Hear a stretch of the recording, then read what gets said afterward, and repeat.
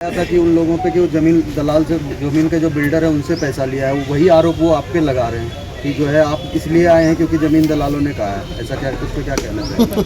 ये तो हंसने वाला पात्र हो गया। हमने जमीन बचाने के लिए आया है। जो बिल्डर कंस्ट्रक्शन का काम कर रहा है उसके आड़े आ रहा था सरना झंडा, इसीलिए उन लोगों ने टेंडर दिया निशा भगत को और उनके गैंग को।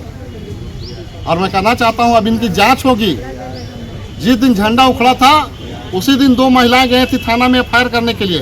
वो कौन महिला है, हम एफआईआर में वो दिन हम लोग थाना में जाकर उसका सीसीटीवी कैमरा निकाल कर दिखाएंगे कि कुछ लोग जाते हैं थाना में एफआईआर करने इसी लोगों के खिलाफ में कि यहाँ पर झंडा गलत ढंग से लगाया करके, और कुछ लोग को भेजा जाता है झंडा उखाड़ने के लिए। तो मंशा क्या है? मंशा एक ही चीज़ है कि बिल्डर के आड़े आ रहा था कंस्ट्रक्शन के लिए, उसके लिए पैसा उन लोगों को दिया गया है।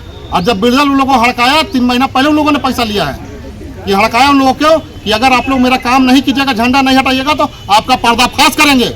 ये कहकर जब उनको धमकी दिया गया तब उन लोग को आने पने एन केन प्राकेन उन लोगों ने थाना में गया एफआईआर करने का। कुछ लोग आया झंडा हटाने के लिए। बात को समझ गए ना? ये मामला झंडा का नहीं है, मामला है जमीन का कि जमीन हम लोग कैसे हड़पे, कैसे हम मॉल बनाए, इसका मामला है। और साफ तौर से बताना चाहते हैं कि ये जमीन में किसी प्रकार का अगर कंस्ट्रक्शन होता है तो उसका जवाबदेही जो लोग झंडा हटा रहे उनका होगा, और उन्हीं के ऊपर में गाज गिरेगा और उसी के ऊपर में फायर भी होगा, और जो लोग यहाँ पर काम करेंगे उसके ऊपर में फायर होगा। दादा, ये जो पूरा प्रकरण है इससे मामला अब सरना वर्सेस ईसाई हो रहा है। मामला इतना बढ़ रहा है, क्या एफआईआर भी करेंगे या फिर केवल आरोप लगा रहे हैं? बार मैं कह रहा हूँ कि सरना ईसाई का मामला नहीं है।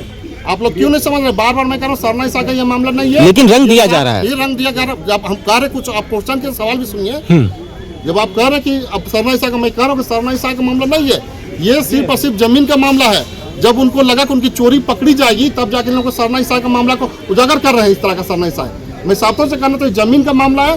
बिल्डरों के द्वारा अच्छा खासा मोटा रकम दिया गया है झंडा हटाने वाले लोगों को, और उन लोगों को जब देख रहा है कि मामला जब तूल पकड़ रहा है तब जाके उन लोग आरोप लगा रहे हैं कि सरना लोग, ईसाई लोग झंडा लगाए हैं, ईसाई लोग झंडा लगाए, नहीं लगाना चाहिए, अपना रूढ़िवादी परंपरा के लोग हैं हम लोग झंडा हटाएंगे। तो कहीं आप भाई कितना जगह हटाए हैं?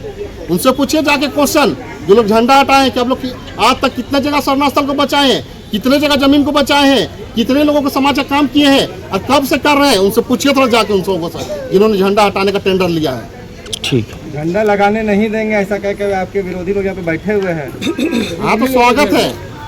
तो झंडा उनको टेंडर दिया गया है कि झंडा लगेगा तो आपका पर्दाफाश करेंगे, और उन लोगों के पास उन लोग एविडेंस है, बिल्डर के पास जो बिल्डर यहाँ काम कर रहे हैं उनको पैसा दिया गया उसका एविडेंस है। अगर झंडा लगता है तो सारा आरोप उनका, तो मतलब कहें तो उसका जो सिस्टम में पैसा लगा हुआ है यहाँ पर उसका तो पूरी तरह से पानी में चला जाएगा।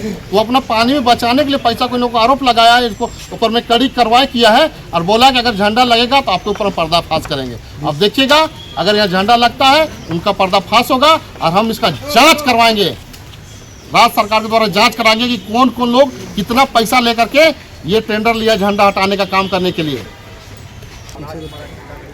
भगवान वीर बिरसा मुंडा अमर रहे। भगवान वीर बिरसा मुंडा अमर रहे।